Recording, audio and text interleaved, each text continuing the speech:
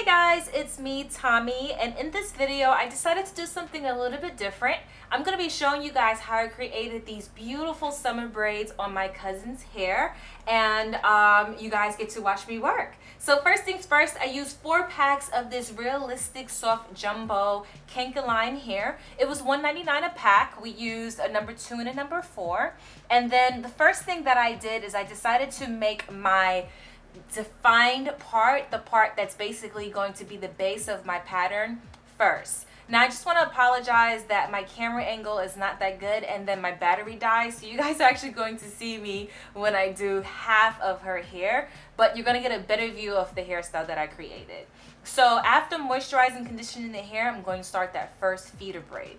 So this is where you get to see like a better angle of what I've done so far, and then I'm going to show you guys how I did the feeder braids. So on this section right here, the hair is already blow dried and moisturized with Cantu shea butter and my oil mix. And what I'm going to do is I'm going to continue to flow to part her hair around the pattern that I set for this particular hairstyle, which is basically like a huge S. So it's a nice curvy pattern that I did.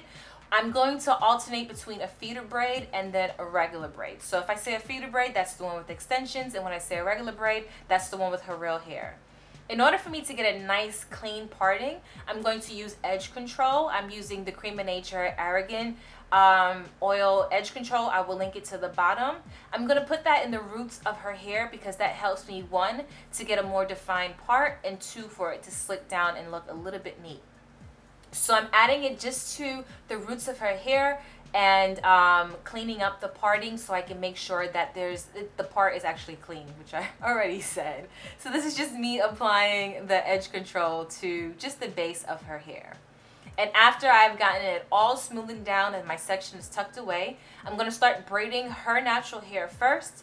I'm braiding it just to the amount where I can start adding the feeder braid and it looks natural without it being too bulky.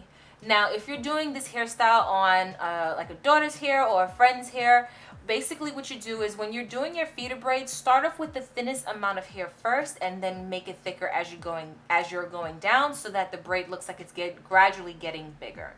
So she's giving me a braid.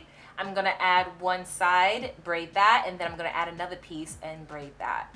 It's kind of hard for me to explain, but if you can just take a look to see what I'm doing, then you can kind of get the gist of what I was trying to say. So she gives me the hair. I take one side of the braid. I'm going to braid that, of the extension, I'm going to braid that, and then I'm going to take the other section and I'm going to braid it in. And I'm going to continue to do that as I go along the pattern that I parted for her hair, continuing to add extension after extension. Now, the amount of hair that I use to make the braid all depends on the person's hair texture and type. Some people have finer hair, some people have thicker hair. My cousin actually has thick hair, so I use more hair. So just use your best judgment, and you can basically see how your braid is looking. If it's getting thick, the thickness that you want, then you don't need to add any more extensions. If it isn't, then you add more extensions. So I'm just going to continue to braid down, just a feel on how thick I want the braid to be. And also just monitor the ends because you want it to be an equal sizing from the top to bottom. So just keep adding hair until you get the thickness of the braid you want all the way from the top to the bottom, braiding it down. Now with the natural hair that's out, you would feed that into the braid, but that was already tucked in on the previous braid. Now I'm going to show you guys how I did just a natural cornrow without any extensions. I'm again going to follow that S pattern, making sure that it's as neat as possible. And the best tool to use is a rat tail comb. I like to use the tail end of the comb to get the neatest parts for this hairstyle, especially when you're doing something that's very extravagant. You would try to make sure that your parts are nice and neat, and adding edge control to those partings definitely help. So here I'm cornrowing her natural hair, and I'm not braiding it all the way down to the tip. I'm just going to put a scrunchie at the end. For this last few braids, I have 3 braids left on this side. What I did is I parted it in the S pattern and I tucked the extra hair away. And then I'm going to take the hair that's going to be the feeder braid and I'm going to twist it up because I'm going to actually braid those 2 braids first and then feed them into the braid. So that's what I'm doing here. I'm braiding the 2 braids first, connecting the 2 braids, and then just leaving it alone, and then I'm going to add the feeder braid with it. So this is me applying, not applying, but doing the feeder braid. Just to make a note, if you're doing this on a client, a friend, or a family member, just make sure that when you're braiding at the edges, you're not braiding too tight. It may look like it's braided tight. It's actually not. I'm braiding as loose as possible because you want to make sure that your client or your family member has their edges when you're done with this. You can braid it tight towards the middle section, but try not to put too much pressure on the edges. This is a better angle so you guys can see that I'm connecting the natural braid with the feeder braid. And you just tuck it in and you just braid along, and you're going to keep adding extensions to it.